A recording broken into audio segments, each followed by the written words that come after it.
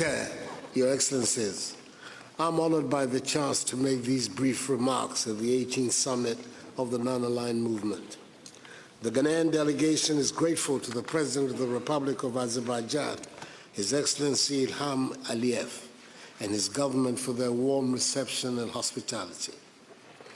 When our forebears gathered in Bandung in Indonesia 64 years ago, in 1995, in the Seminole Conference, they met to discuss, quote, peace and the role of the Third World in the Cold War, economic development, and decolonization, unquote. The conference ended with the adoption of 10 principles, which became the cardinal objectives ascribed to by member states of NAM when it was founded 5 years later in 1960. Since the days of our first leader, Kwame Nkrumah, one of the 5 historic founding fathers of NAM, Ghana has remained a proud adherent of its principles.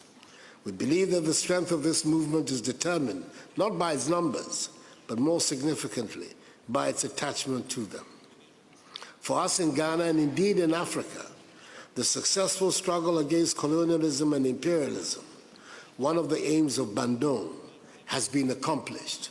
An independent Africa, the beneficiary of the work of the conference, must always remain thankful for its intervention.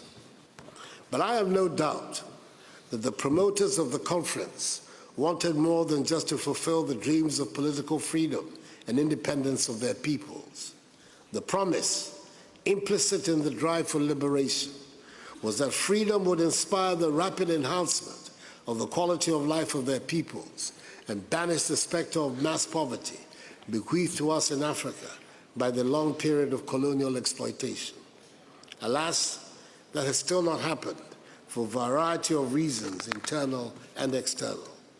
Be that as it may, our generation has an opportunity to rededicate ourselves to guarantee the liberties and freedoms of our peoples and eradicate mass poverty in Africa.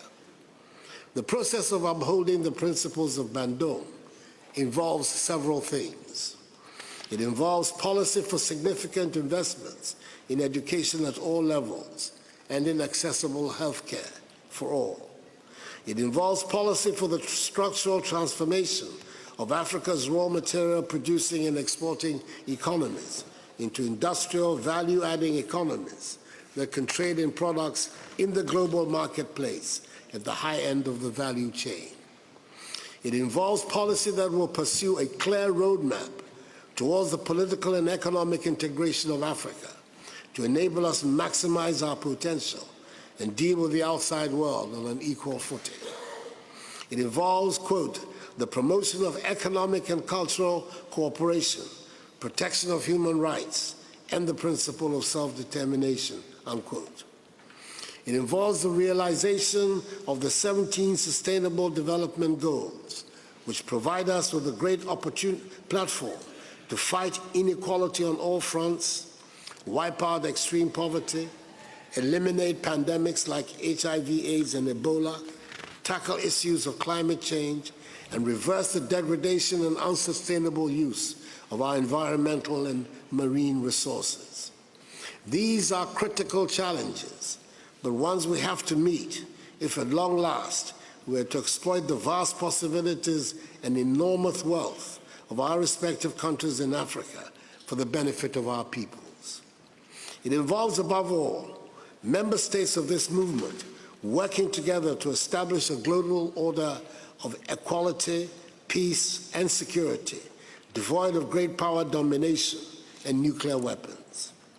The reform of the United Nations Organization, particularly the Security Council, on the basis of Africa's common position on UN reforms, the Eswatini Consensus, would be a positive step in that direction, and I call upon member states of NAM to help take that step.